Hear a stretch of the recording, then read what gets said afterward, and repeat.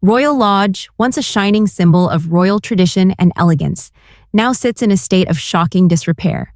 What was once a regal haven, nestled in Windsor Great Park, with its towering turrets and sprawling rose gardens, has slowly crumbled. Damp stains on the walls, leaking roofs, and eroding stonework. How did this once beautiful property fall into such a state of neglect? And why is Sarah Ferguson, the Duchess of York, stepping in to save it when she herself has faced financial struggles? This is not just a story of property maintenance, it's a tale of sacrifice, royal legacy, and a powerful family's internal battles. Let's take a deep dive into the incredible story behind Royal Lodge, its crumbling state, and the lengths Sarah Ferguson is going to in an attempt to save it. At first sight, Royal Lodge seems like something out of a fairy tale.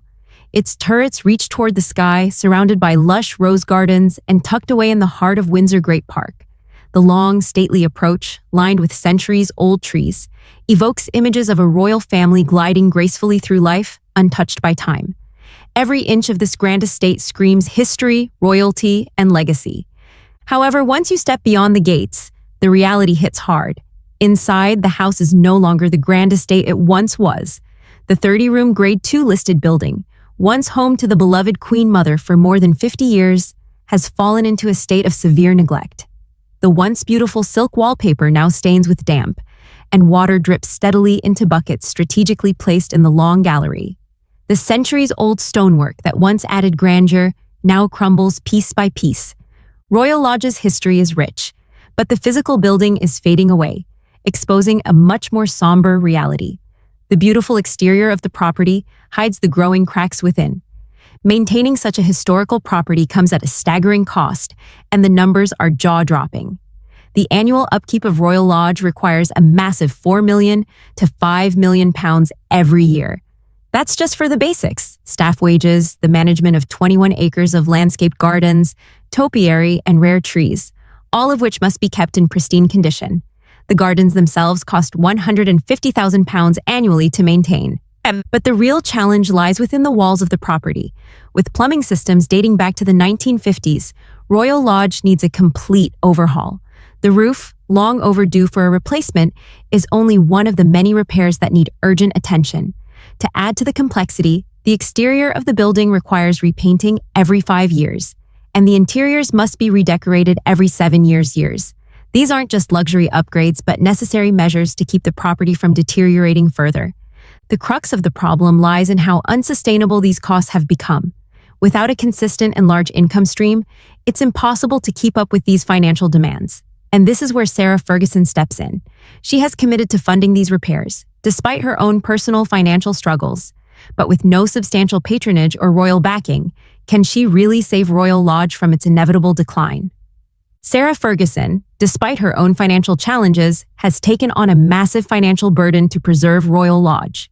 She made the difficult decision to sell her Belgravia townhouse for £4.2 million, an investment she had made for her daughters, Beatrice and Eugenie. Rather than using the proceeds to stabilize her own finances, Fergie has instead put that money towards saving Royal Lodge. The most pressing concern is the roof, which will cost an estimated £2 million to repair. But that's just the beginning. There are rewiring jobs to be done, structural repairs, and critical updates needed in almost every corner of the mansion. The pressure is mounting, and yet Sarah continues to fight for the legacy of the royal family. She is sacrificing her own financial security for the family's future.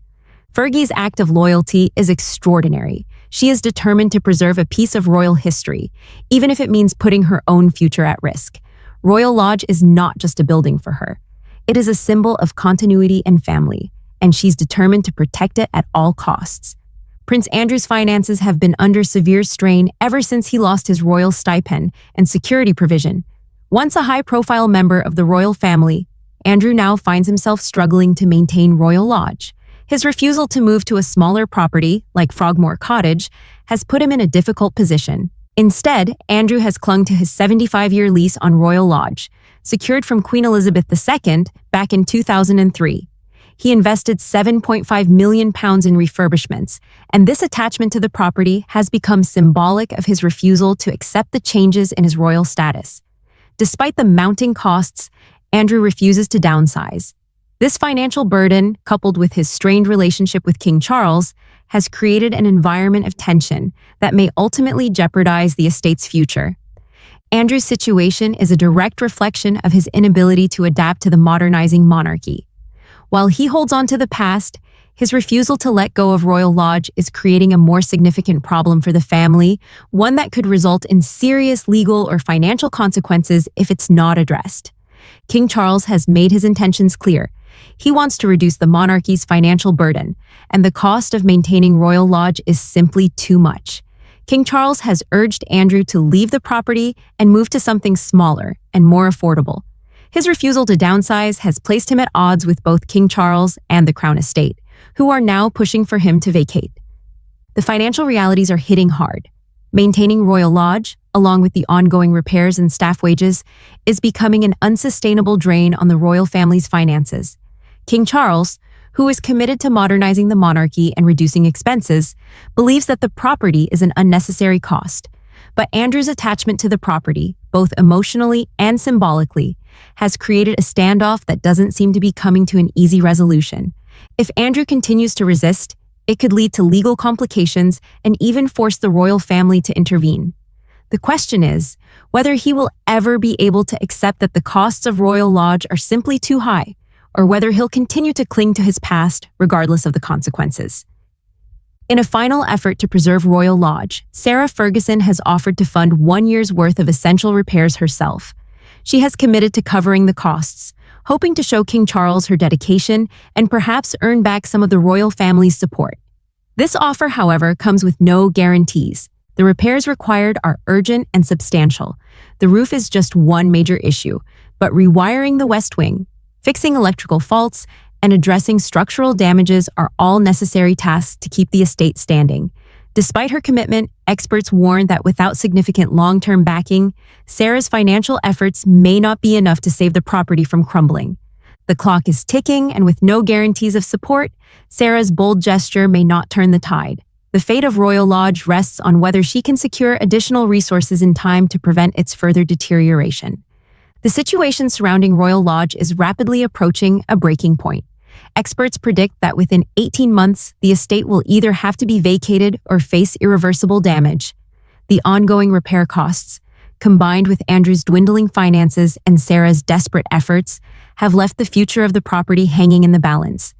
If the repairs are not completed soon, Andrew risks losing both his home and the £7.5 million he has already invested in refurbishments.